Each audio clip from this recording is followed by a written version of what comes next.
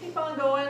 Lewis has pizzas in the oven, so, and I know one of your schools left at like 8 o'clock or before, so probably getting a little hungry. But the next thing we're going to talk about is we're going to discuss the North Dakota Water Quality Monitoring Conference. And I guess I probably should have started with this topic a little bit earlier in the introduction of the day, but it occurred to me that does everybody really know what Riverwatch is other than going out and water sampling? But Riverwatch is a monitoring group that it's kind of an extracurricular. It's a volunteer river and stream monitoring project.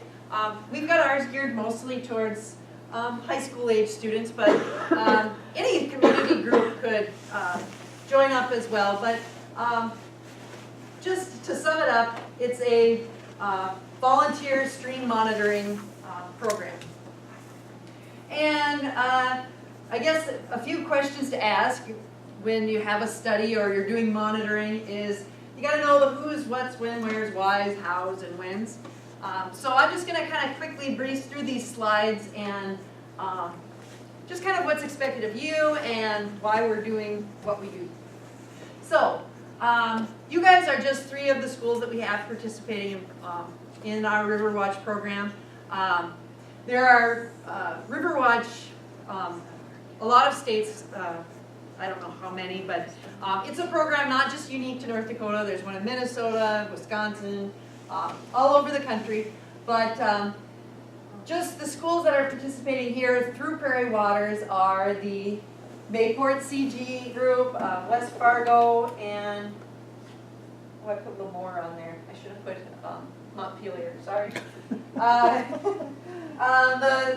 4 that couldn't make it today are Kensal, Hatton, Linton, Hazelton, that's way out to south of Bismarck, and Stanley. We're trying to get some Riverwatch schools out in western North Dakota with all the development and things. We just thought it'd be a good idea, not just from a pollution standpoint to have a Riverwatch monitoring group, but also just to teach the people, the students, the future water quality policymakers out there some awareness and stewardship of our natural resources. So monitoring is just that. We're just creating a baseline so that if something does, one of the parameters does change, it's a red flag that there needs to be more intense testing and probably using more sophisticated equipment than what we have. But like I said before, as a Riverwatch group, we want you to be out creating a baseline, educating the community on impacts that we have on our natural resources, both not just negatively, but to recognize the positive influences as well. And then we can use these observations and the data that we get to communicate that with our watershed managers, or eventually someday when you guys grow up, you will be, hopefully, a watershed manager, and that way you will be educated. You'll kind of know what it is they monitor, what some of these parameters mean, and understand the effects, how the decisions as a watershed management board, how that affects, how their decisions can affect the health of our waters. And Riverwatch or citizen monitoring groups can be anything from a simple visual observation to some of the more complex data using chemical, physical, and biological parameters. So just continuing on, like I said, it's to build community awareness, collect a baseline, or so that we know what we're starting with, and then document any changes in the water quality over time. And you as students, you will, you can learn a little bit more about the scientific method and using this hands-on experience to incorporate it into other aspects of your school or of your education. It's kind of cross-curricular and interdisciplinary. You're learning your science methods by getting up here, you are experiencing presenting your data and talking in front of a group of people. And I like to think that this is a good opportunity at I don't want to say a low stress situation where you can present your data in front of people you don't know before hopefully you have to get up in front of some water quality professionals and talk about your project. We're collecting data for the watershed management and provide some insight on local water quality issues, and also think about how that ties into any environmental regulations. Benita, Yes. could you flip back there quick? Just want to add, those two students, was Andre there? The one next to Andre, now he just graduated with an agronomy degree from NDSU and got a job at Fort Collins. And the other individual next to him, I believe, is in agronomy. Both those were in Riverwatch and Virathon, and that got their interest in the outdoor type fields. And I'm sure contributed too to what you said. The one got a job with who? It's a big company in Fort Collins, Oh, okay. Colorado, but it was programs like this that got their interest. Yeah. Spurred their interest, and yeah. Well, congratulations. Ooh. So I said we're collecting data, but one of our goals is to work a little bit more closely with your local water resource board. North Dakota has several watershed districts, and they have water resource boards, or people who make decisions, water decisions within that area. And the watershed boards are affiliated with the State Water Commission, and I guess I just put their website up there. You can go there to see who the board members are. There I've got just the general State Water Commission website, and I think that's a link to the board members. And I'm just going to kind of keep moving on. Like I said, you can measure physical, chemical, and biological parameters. If you can see, like the chemical parameters, you've got your nitrate and phosphate kits. We've got our sondes that measure pH, dissolved oxygen, and specific conductivity. And I know Montpelier mentioned they're going to do some biologic with the macroinvertebrates or water insects to see how they affect water quality. Just a quick picture of the watersheds of North Dakota. Watersheds are areas of land where all the stream flow, groundwater, and precipitation drains down into. And I can get you teachers this link as well. This link will take us to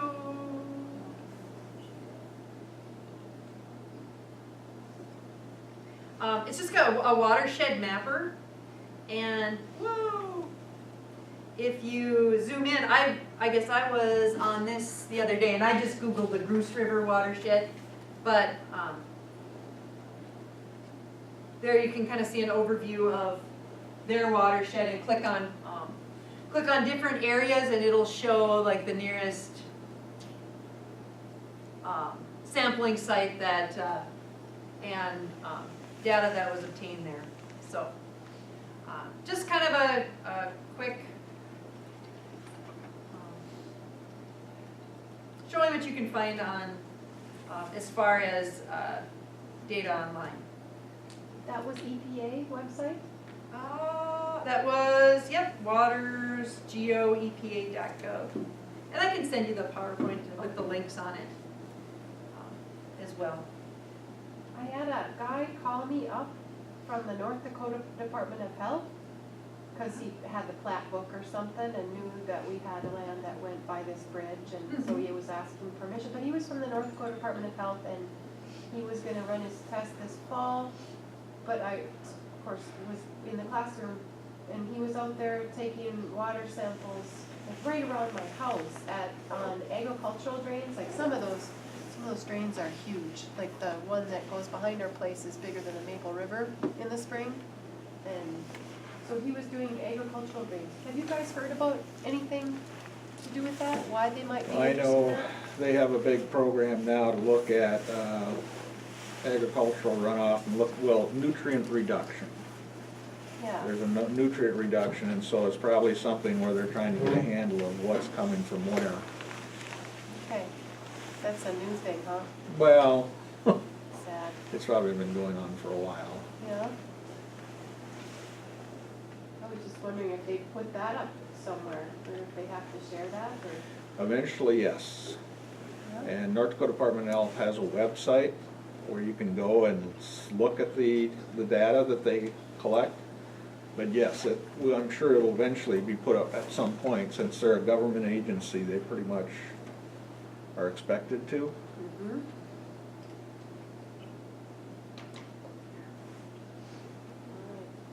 Bonita, when are the dates for this, Yep, the conference? yeah. Yeah, well, I'll get to that here in a Oh, okay. second, actually. Here's just another slide just of some of the resources, some of the water monitoring guidebooks that are out there to help us design a field study and interpret our water quality data that's gathered. I've also included the EPA website, the My Waters Mapper, which is that one that shows the smaller watersheds. Other resources are the North Dakota Department of Health, the State Water Commission, and your local water resource boards. All right.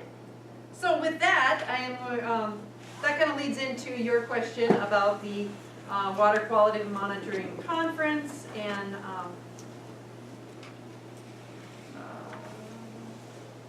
who it is and what they do, and I'll just kind of give a quick overview. The conference itself is March 2nd through the 4th of this spring. It's held in Bismarck at the National Energy Center. And just quickly an overview of what the North Dakota Water, what the council is, and who makes it up, and what their mission is. But their mission is to promote and facilitate collaboration for effective collection, analysis, and sharing of water quality data. So kind of what you as Riverwatch is, our goal is to get you guys interacting more with these council members so that they can just see and experience some of the interests that students have. Also, their vision is to provide this information necessary to make effective water management decisions that will management, protection, and improvement of water quality in North Dakota. So, I'll let you take it from here, but we'd like 3 schools. Like I said, we've got 7 Riverwatch schools, and we'd like 3 of them to participate in this, in the conference. They really like to see students taking an interest in our water quality. When you're there, you will present a presentation similar to what you did today. That's kind of why we have you up here, getting used to talking in front of a group of people and interpreting your data. And there's also going to be a session related to careers in water quality, that what you can do beyond once you graduate. So, there you. Yeah, just a few more things about this. This conference, it's a professional conference. These are people that work in the field, and while that might seem a little intimidating, they actually love it when the high school groups do a presentation. I have people come up and talk to me and say, boy, I wish I could have had that, or I could have been in Riverwatch when I was in high school. Because most of these are people who are in the field, but they got there, it wasn't until they got into college that they got any background into it or got to know about it. So normally at these conferences, they do what are called presentations, talks. and they're supposed to be 20-minute talks. You're supposed to talk for 15 minutes, and then leave 5 minutes for questions. And normally it's one person. One person gets up there and gives a talk on their research. Now for Riverwatch, what we like to do is have you do it more as a group. It'd be a little intimidating for one of you to get up there and give a talk, I think, in front of all these people. So that's why now, but we can't have too many people up there. That's why we kind of limit it at 4. Last time they had this conference, these conferences are only every 2 years. West Fargo gave a presentation, Mayport gave a presentation, and Lemoore Sargent Central gave a presentation. And Mayport, you guys had 2 guys. In fact, Peter was one of the ones, did a great job. So they had 2 people present, and they did a great job. West Fargo, you had 4, right? 4. 4 or 5 people get up there and present. So however you want to work it out, we would love for you to do it. Now the conference is the 2nd, 3rd, and 4th. The 2nd is a Wednesday, and this information is probably more for the teachers. So what we would like, the conference starts on a Wednesday, and they'll have a couple of sessions in the afternoon. And those are professional sessions. So if you want to get there early and listen and see what a professional in the field, what their talks are like, they're kind of interesting. I think the first session is going to be about tile drainage, which would be kind of interesting, see research on tile drainage. Then that evening, there is a poster session. If you want to do a poster, you can do a poster. The way a poster works is you make a poster, you put it up, and you stand by it. And then people come around and ask you questions. It's a little less intimidating than getting up and giving a talk. And I guess actually, if we had 3 schools that don't want to give a talk, but a school's willing to do a poster, that's fine. I know in the past, West Fargo, you usually do both, right? You do both a poster and a talk. So you can do both. And what's that? You can do both? You don't have to. No, but you can. You can, No. yes. So that's an option. Then they've added something this year that they've never done before. They actually are going to have a career session for college and high school students. They're trying to bring in more high school, more college students, get them interested in these types of careers. And so there'll be a little session there that if you want to go, if this stuff is interesting to you, and hopefully at least for some of you it's interesting, it might be a nice session. And then the next morning, that's when the talks will be. That's when the actual presentations. What they do is they put us together. So all 3 schools will present one after the other in the same session. And so we don't know what order they would be. So that just gives you a little bit of background of how this would work. We hope you're interested. Now obviously 15 minutes is a lot longer than what you just did, right? And 15 minutes seems a little intimidating, but don't worry, we can get your talk to last 15 minutes. And even if it only goes 10 minutes or 12 minutes, that's fine. It's not a huge deal. I will be more than willing, the last time we did this,